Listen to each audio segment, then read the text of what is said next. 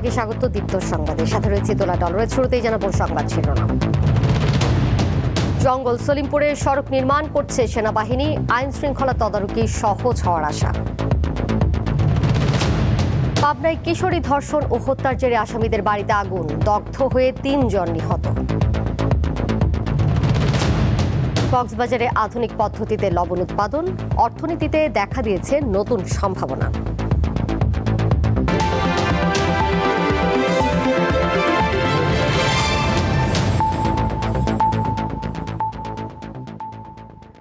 চট্টগ্রামের দুর্গম পাহাড়ি এলাকা জঙ্গল সলিমপুরে সড়ক যোগাযোগ ব্যবস্থার উন্নয়নে বড় উদ্যোগ নিয়েছে সরকার। সেনাবাহিনীর ৩৪ কনস্ট্রাকশন ব্রিগেডের তত্ত্বাবধানে এরই মধ্যে শুরু হয়েছে সড়ক নির্মাণ কাজ। এতে স্থানীয়দের যাতায়াত ব্যবস্থা ও জীবনযাত্রা সহজ হওয়ার পাশাপাশি এলাকার আইন শৃঙ্খলা তদারকি সহজ হবে বলে মনে করছেন সংশ্লিষ্টরা। দুর্গম অপরিকল্পিত বসতি, ভূমি দখল ও আইনশৃঙ্খলা পরিস্থিতির কারণে দীর্ঘদিন ধরে আলোচনায় থাকা চট্টগ্রামের দুর্গম জঙ্গল সলিমপুরে 4টি সড়ক নির্মাণের কাজ শুরু করেছে সেনাবাহিনীর 34 কনস্ট্রাকশন ব্রিগেড। প্রাথমিকভাবে প্রায় 10 কিলোমিটার সড়ক নির্মাণের কাজ শুরু হয়েছে। পাশাপাশি নির্মাণ করা হবে একাধিক কালভার্ট ও অন্তত 3টি সেতু।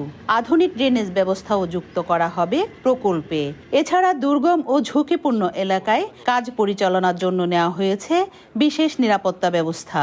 র্যাব, পুলিশ ও বিজিবির সহায়তায় নির্মাণ কাজে শতভাগ নিরাপত্তা নিশ্চিত করা হচ্ছে। সলিমপুরের সাধারণ জনগণের স্বার্থে বাংলাদেশ সেনাবাহিনীর মৌখিক নির্দেশনার ভিত্তিতেই আমরা কাজটি অতি দ্রুততার সাথে শুরু করেছি।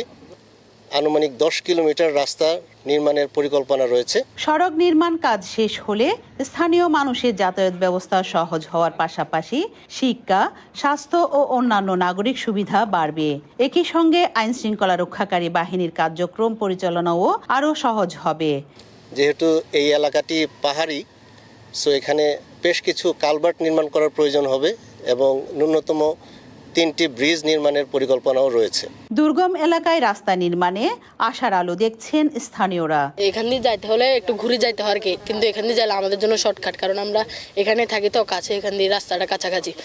রাস্তাটা হতে আমরা যাতায়াত যাওয়া আসার জন্য আমাদের উপকৃত হবে, কেন কেদামাতি থাকবে না। প্রথম পর্যায়ে আলীনগর স্কুল থেকে শুরু হওয়া সড়কের কাজটি ভাটিয়ারি হাটহাজারী রিং রোডে গিয়ে শেষ হবে। কাজ শেষ করতে সময় লাগবে 7 থেকে 8 মাস। রুনা আনসারি, দীপ্ত সংবাদ, চট্টগ্রাম। পাবনায় নবম শ্রেণীর শিক্ষার্থী ধর্ষণ ও হত্যাকাণ্ডের জেরে আসামিদের বাড়ি ঘরে অগ্নিকাণ্ডের ঘটনায় দগ্ধ হয়ে 3 জনের মৃত্যু হয়েছে। সকালে জাতীয় বার্ন প্লাস্টিক সার্জারি ইনস্টিটিউটে চিকিৎসাধীন অবস্থায় 2 জনের মৃত্যু হয়। এর আগে সোমবার বিকেলে মারা যায় 1 জন। পুলিশ জানায় গত 3 জুন বিকালে পাবনার ভাড়ারাই পদ্মা নদীতে রিয়ার মরদেহ উদ্ধার করা হয়। তার মরদেহ দাফন শেষে উত্তেজিত জনতা আসামিদের বাড়িতে আগুন ধরিয়ে দেয়। এতে বাড়ির সিলিন্ডার বিস্ফোরণ হয়ে বেশ কয়েকজন দগ্ধ হন। তাদের উদ্ধার করে হাসপাতালে ভর্তি করা হয়। যদিও অগ্নিকাণ্ডের সময় আসামি পক্ষের কেউ বাড়িতে ছিলেন না। এ বিষয়ে আইনি ব্যবস্থা প্রক্রিয়াধীন। এদিকে নাটোর জেনারেল হাসপাতালে এক নারীকে ধর্ষণের অভিযোগে হাসপাতালের 3 পরিচ্ছন্ন কর্মীকে আটক করেছে পুলিশ।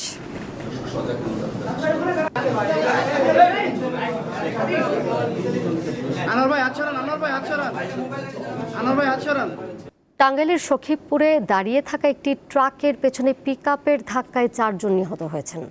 স্থানীয়রা জানান কালিয়া বাজার সংলগ্ন ঘোনারচালা এলাকায় একটি ট্রাকে বাঁশ তোলার কাজ চলছিল। এই সময় বড় চওড়ার দিক থেকে আসা দ্রুতগতির মুরগি বোঝাই পিকআপ নিয়ন্ত্রণ হারিয়ে ট্রাকটির পেছনে ধাক্কা দেয়। এতে পিকআপে থাকা 4 জন ঘটনাস্থলেই নিহত হন। দুর্ঘটনায় ট্রাকে থাকা 1 জন গুরুতর আহত হয়েছেন। এদিকে দুপুর 12:30টার দিকে ঢাকা আরিচা মহাসড়কের 20 মাইল এলাকায় হঠাৎ একটি মাইক্রোবাসে আগুন ধরে যায়, তবে কোনো হতাহতের ঘটনা ঘটেনি। ভারতের নয়াদিল্লিতে চলছে বিজিবি বিএসএফ মহাপরিচালক পর্যায়ের 4 দিনের সীমান্ত সম্মেলন। গত রাতে শুরু হওয়া এই সম্মেলনে সীমান্ত পরিস্থিতি, পুশিন অনুপ্রবেশ, সীমান্ত অপরাধ দমন এবং 2 দেশের সীমান্তরক্ষী বাহিনীর মধ্যে সমন্বয় জোরদার নিয়ে আলোচনা হচ্ছে। এবারের সম্মেলনে পুশিন বিশেষ গুরুত্ব পাবে বলে জানিয়েছেন বাংলাদেশের সংশ্লিষ্ট কর্মকর্তারা। এছাড়া সীমান্তে নিরস্ত্র বাংলাদেশিদের হত্যা ও নির্যাতন বন্ধ, চোরাচালান রোধ, মানব পাচার প্রতিরোধ সহ আরও কিছু বিষয়ে স্থান পাবে। এ বিষয়ে আরও খবর জানবো চাঁপাইনবাবগঞ্জ থেকে সহকর্মী আলমগীর হোসেন যুক্ত হয়েছেন আমাদের সাথে। আলমগীর, আজ থেকে এই মুহূর্তে সীমান্তের কি পরিস্থিতি দেখতে পাচ্ছেন? নতুন করে কি কোনো পুশিনের ঘটনা ঘটেছে কিনা? এবং আপনি তো জানেন যে ভারতের নয়াদিল্লিতে বিজিবি বিএসএফ পর্যায়ে একটি বৈঠক চলছে, তার কোনো প্রভাব কি সীমান্তে দেখতে পাচ্ছেন? হ্যাঁ, ধন্যবাদ দোলা। আপনি যেমনটি বলছিলেন, আমি এই মুহূর্তে অবস্থান করছি চাঁপাইনবাবগঞ্জ সীমান্ত এলাকায়। একটু লক্ষ্য করলেই দেখতে পাবেন আমার পিছনে ঠিক সীমান্ত এলাকা, ভারত বাংলাদেশ সীমান্ত। এবং আরেকটি বিষয় দোলা আপনাকে বলতে চাই যে গত 4 জুন ভোর আনুমানিক 3 ঘটিকায় এই চাঁপাইনবাবগঞ্জের গমাস্তাপুর সীমান্ত দিয়ে প্রায় নারী শিশু সহ 28 জনকে ভারতীয় বিএসএফ পুশিন করার চেষ্টা করে। পরে চাঁপাইনবাবগঞ্জের আলীনগর বাঙ্গাবাড়ি সীমান্ত বিএপির দায়িত্বপূর্ণ এলাকায় এই পুশিনের চেষ্টা চালায় ভারতীয় সীমান্তরক্ষী বাহিনী বিএসএফ। কাঁটাতারের মেন গেট খুলে তার 28 জন ব্যক্তিকে রাতের অন্ধকারে বাংলাদেশের অভ্যন্তরে পুশিন করার চেষ্টা করা হয়। তবে বিজিবির স্থানীয়দের সহযোগিতায় তাৎক্ষণিকভাবে তা প্রতিহত করে এবং তাদের শূন্যরেখার ওপরে ভারতের 150 গজের ভিতরে ফেরত পাঠায়। এ ঘটনায় বিজিবি ও বিএসএফের মধ্যে প্রথমে কোম্পানি কমান্ডার এবং পরবর্তী ব্যাটালিয়ন কমান্ডার পর্যায়ে পতাকা বৈঠক অনুষ্ঠিত হয়েছে। বিজিবি 16 ব্যাটালিয়নের অধীনে জানিয়েছেন, প্রথম দিকে বিএসএফ বিষয়টি অস্বীকার করলে ব্যাটালিয়ন পর্যায়ে বৈঠকে তারা স্বীকার করেছে যে রাতের বেলা এই পুশিনটি তাদের দ্বারাই করা হয়েছিল। পুশিন হওয়া ব্যক্তিরা নিজেদের বাংলাদেশি দাবি করলেও বিজিবি স্পষ্ট জানিয়েছে শুধু মুখে বলে হবে না, প্রপার চ্যানেলে কূটনৈতিক মাধ্যমে ভেরিফিকেশন বা জাতীয়তা নিশ্চিত হওয়ার পরে আইসিপিআর এর মাধ্যমে বৈধভাবে তাদের হস্তান্তর করতে হবে। সর্বশেষ পরিস্থিতি নিয়ে 16 বিজিবি ব্যাটালিয়ন অধিনায়ক পাঠানো এক বার্তা থেকে জানা গেছে বর্তমানে এর অভ্যন্তরে সীমান্তের 150 গজের মধ্যে ওই 28 জন ব্যক্তির কোনো অবস্থান বা চলাচল পরিলক্ষিত হচ্ছে না। ধারণা করা হচ্ছে বিএসএফ রাতের কোনো এক সময় তাদেরকে ভারতের আরও অভ্যন্তরে ফিরিয়ে নিয়ে গেছে। তবে কোনো ধরনের অপ্রীতিকর পরিস্থিতি এড়াতে বিজিবি সীমান্ত এলাকায় সর্বোচ্চ নজরদারি বৃদ্ধি করেছে এবং দিনরাত 24 ঘন্টা টহলের পাশাপাশি ড্রোন, থার্মাল ইমেজিং এবং নাইট ভিশন গগলসের মাধ্যমে আধুনিক প্রযুক্তি ব্যবহার করে পাহারা দেওয়া হচ্ছে। এছাড়াও আমরা যতটুকু জানতে পেরেছি বর্তমান সীমান্ত এলাকা প্রায় শান্ত রয়েছে এবং এই শান্ত থাকার ফলে এলাকাবাসী এবং আরও যে আনসার বাহিনী বিজিবির সাথে তারা যোগ দিয়ে সীমান্ত এলাকায় তারা কঠোর ভাবে পাহারা দিচ্ছেন এবং বর্তমান চাঁপাইনবাবগঞ্জ সীমান্ত এলাকা অনেকটাই স্থিতিশীল এবং শান্ত আছে। চাঁপাইনবাবগঞ্জ সীমান্ত এলাকা থেকে সর্বশেষ তথ্য ছিল আমার কাছে। আলমগীর, ধন্যবাদ আপনাকে। চাঁপাইনবাবগঞ্জ থেকে সরাসরি যুক্ত ছিলেন সহকর্মী আলমগীর হোসেন। এবারে কেওয়াই স্টিল চট্টগ্রাম সংবাদ।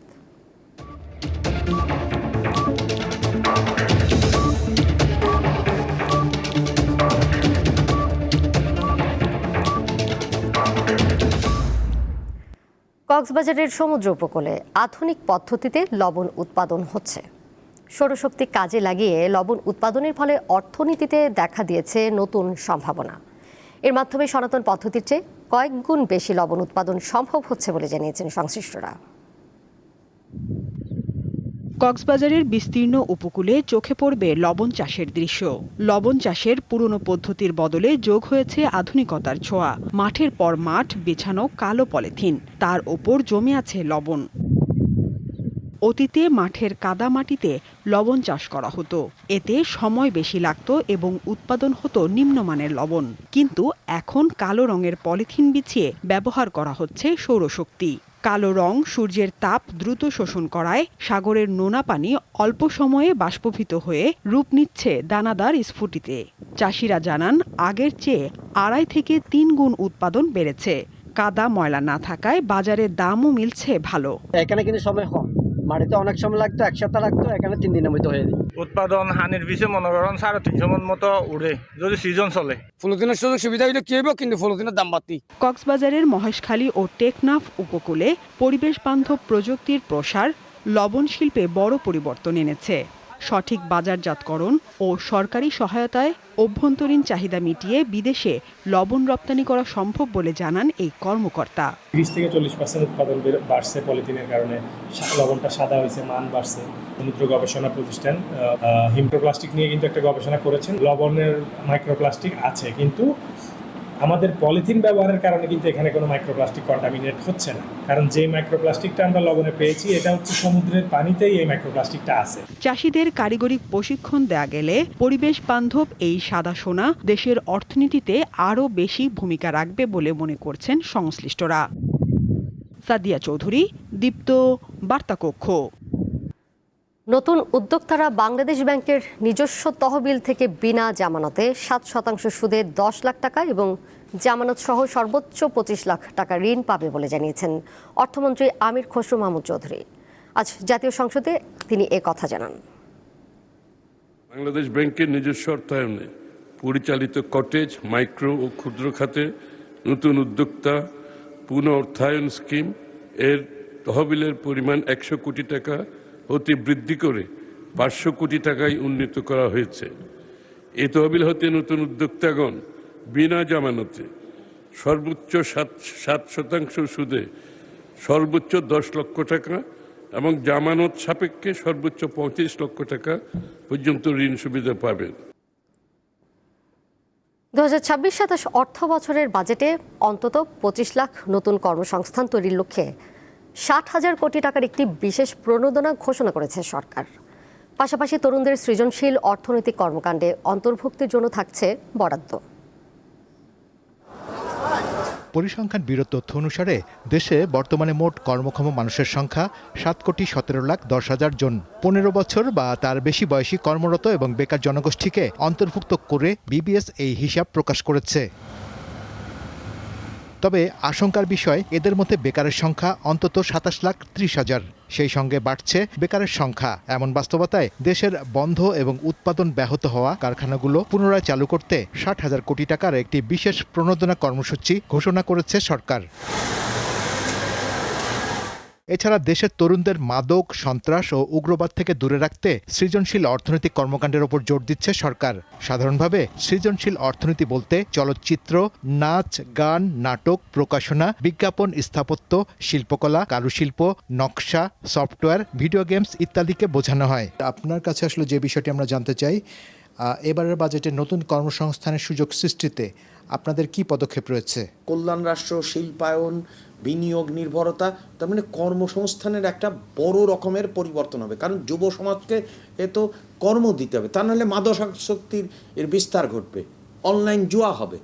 তো এইখান থেকে পরিবর্তনের জন্য একটাই রাস্তা, সেখানে হচ্ছে যে বিনিয়োগ থেকে উৎপাদন, উৎপাদনের থেকে কর্মসংস্থান এবং কর্মসংস্থানের থেকে করের হার না বাড়িয়ে অভ্যন্তরীণ সম্পদ বৃদ্ধি। এসব উদ্যোগকে সফল করতে শুধু আর্থিক সহায়তা নয়, দক্ষতা উন্নয়নও জরুরি, এমনটাই জানাচ্ছেন অর্থনীতিবিদরা। সৃজনশীল কর্মকাণ্ড আমরা আমাদের মতো দেশে এতদিন কিন্তু এটার মূল্যায়ন হয়নি। হস্তশিল্প, এটা যদি এটার কোয়ালিটি উন্নত করে, এটার ডিজাইন উন্নত করে এটা যদি বিদেশে রপ্তানি করা যায়, তাহলে সেখান থেকে আয় হবে এবং যারা এটার সাথে জড়িত তাদেরও একটা কর্মসংস্থানের সুযোগ হবে, আয়ের সুযোগ হবে।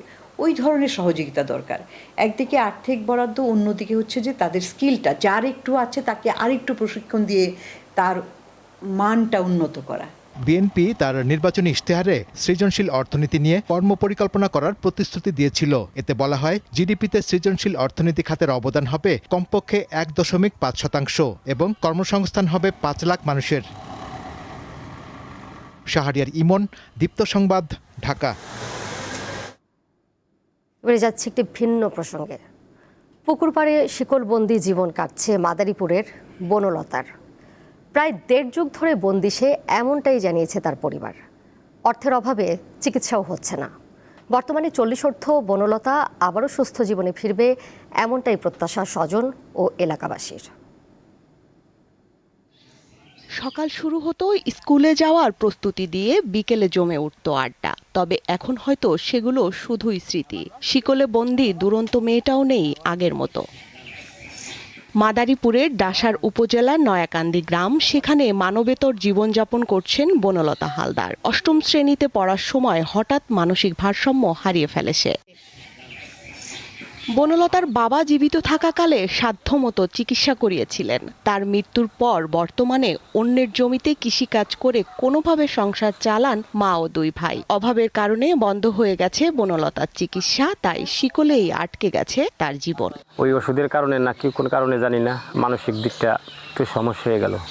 গান বাজনা লেখাপড়া সব দিক দিয়ে সে পারদর্শী ছিল। যদি ওর ভালো সেবা যত্ন দেওয়া হয় তাহলে আশা করি ও সুস্থ হয়ে যাবে। আমার দুঃখ কষ্ট অনেক লাগে, আমি অনেক চেষ্টা করছি, লেখাইছি পড়াইছি, ও যাতে ভালো থাক, সুস্থ হোক, বাড়ি ভালো ইয়া হোক, আপনার নাম থাক, সরকারের কাছে চিকিৎসা চাই। বনলতার চিকিৎসার আশ্বাস দিয়েছেন ইউপি চেয়ারম্যান ও উপজেলা নির্বাহী কর্মকর্তা। আমি আমার দিক থেকে যতটুকু পারি সহযোগিতা করে যাচ্ছি। আশা করি যে আগামীতে যদি আরো কোনো সহযোগিতা আসে আমি চেষ্টা করবো সহযোগিতা করার জন্য। পরিবারের সম্মতিক্রমে তারা যদি সরকারি মানসিক হাসপাতালে যদি চিকিৎসা নিতে ইচ্ছুক থাকে, সেক্ষেত্রে আমরা প্রশাসন থেকে তাকে হাসপাতালে পাঠানোর, তাকে অ্যাডমিট করার সম্পূর্ণ ব্যবস্থা নেব। সবার সহযোগিতায় শিকলমুক্ত হবে বনলতা, ফিরবে স্বাভাবিক জীবনে, এমনটাই প্রত্যাশা স্থানীয়দের। স্বস্তিকা সিংহ, দীপ্ত, বার্তাকক্ষ। এবার আন্তর্জাতিক প্রসঙ্গ। যুক্তরাষ্ট্রের আহ্বান উপেক্ষা করে লেবাননে হামলা অব্যাহত রাখা ইসরায়েলের প্রধানমন্ত্রী বেনিয়ামিন নেতানিয়াহুর সঙ্গে ডোনাল্ড ট্রাম্পের সম্পর্কের চরম অবনতি হয়েছে। এই ইস্যুতে দুই নেতার মতবিরোধ হাতাহাতির পর্যায়ে চলে গিয়েছিল বলে খবর দিয়েছে কাতার ভিত্তিক সংবাদ মাধ্যম আল জাজিরা। ইরান বলছে তেহরান ওয়াশিংটন শান্তি চুক্তির আগে লেবাননে অবশ্যই হামলা বন্ধ করতে হবে। ডোনাল্ড ট্রাম্প দ্বিতীয়বার হোয়াইট হাউসে ঢোকার পর নিজেকে কট্টর ইসরায়েলপন্থী হিসেবে তুলে ধরার চেষ্টা করেন। সে লক্ষ্যে তেল আবিবকে অন্ধভাবে সমর্থন দিতে থাকেন। এরই ধারাবাহিকতায় ইসরায়েলের প্রধানমন্ত্রী বেনিয়ামিন নেতানিয়াহুর সঙ্গে তার সম্পর্ক এক বিশেষ উচ্চতায় পৌঁছায়। আন্তর্জাতিক সম্পর্ক বিশ্লেষকরা বলছেন নেতানিয়াহু এই সুযোগকে কাজে লাগিয়ে যুক্তরাষ্ট্রকে ইরান যুদ্ধে জড়িয়ে ফেলেন। সময় যত গড়ায় ততই বিষয়টি স্পষ্ট হয়ে ওঠে। এক পর্যায়ে ট্রাম্প প্রশাসন বিষয়টি উপলব্ধি করে এবং ইরান যুদ্ধ অবসানে চেষ্টা চালায়। কিন্তু ইসরায়েলের প্রধানমন্ত্রী যুদ্ধ থেকে সরতে নারাজ। এই অবস্থায় ডোনাল্ড ট্রাম্পের সঙ্গে তার দূরত্ব বাড়তে থাকে। যুক্তরাষ্ট্র ইরান যুদ্ধবিরতির মধ্যেও লেবাননে হামলা অব্যাহত রাখেন নেতানিয়াহু, জানিয়ে তেহরান ক্ষুব্ধ হয় এবং 7 জুন ইসরায়েলে ক্ষেপণাস্ত্র হামলা চালায়। জবাবে তেহরান সহ বিভিন্ন স্থানে বিমান হামলা করে ইসরায়েল। যুক্তরাষ্ট্রের প্রেসিডেন্ট ডোনাল্ড ট্রাম্প ইসরায়েল ও ইরানকে অনতিবিলম্বে যুদ্ধবন্ধের আহ্বান জানান। এর পরপরই দেশ দুটি হামলায় স্থগিত রাখার ঘোষণা দেয়। ইসরায়েলি বাহিনীর অনমনীয় আচরণে ক্রমেই ক্ষুব্ধ হয়ে ওঠেন ট্রাম্প। কয়েকদিন আগে ফোনালাপে নেতানিয়াহুকে বদ্ধ উন্মাদ বলতেও পিছপা হননি এই রিপাবলিকান নেতা। ইরান ও লেবাননে হামলার ঘটনা কেন্দ্র করে ইসরায়েলি প্রধানমন্ত্রীর সঙ্গে যুক্তরাষ্ট্রের প্রেসিডেন্টের সম্পর্ক এতটাই অবনতি হয় যে বেনিয়ামিন নেতানিয়াহুর সঙ্গে প্রায় হাতাহাতিতে জড়িয়ে পড়েছিলেন ডোনাল্ড ট্রাম্প। লেবাননে নিযুক্ত যুক্তরাষ্ট্রের রাষ্ট্রদূত মিশেল ইসার বরাতে এ খবর দিয়েছে আল জাজিরা।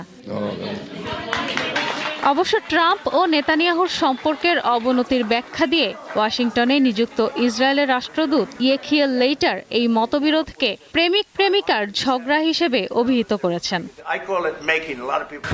ইরানে 28 ফেব্রুয়ারি আচমকা যৌথ হামলা শুরু করে যুক্তরাষ্ট্র ও ইসরায়েল। ইরান এর কড়া জবাব দেয়। পরে তেহরান ও ওয়াশিংটন যুদ্ধবিরতিতে সম্মত হলেও এখনও চূড়ান্ত কোনো চুক্তি হয়নি। শান্তি চুক্তির লক্ষ্যে মধ্যস্থতা করছে পাকিস্তান। ইশরাত সুমা, দীপ্ত, বার্তাকক্ষ। এর সাথে শেষ করব দীপ্ত সংবাদ। যাবার আগে শিরোনামগুলো জানিয়ে দিব আরও একবার। জঙ্গল সলিমপুরে সড়ক নির্মাণ করছে সেনাবাহিনী, আইন শৃঙ্খলা তদারকি সহজ হওয়ার আশা। পাবনায় কিশোরী ধর্ষণ ও হত্যার জেরে আসামিদের বাড়িতে আগুন, দগ্ধ হয়ে 3 জন নিহত। কক্সবাজারে আধুনিক পদ্ধতিতে লবণ উৎপাদন, অর্থনীতিতে দেখা দিয়েছে নতুন সম্ভাবনা।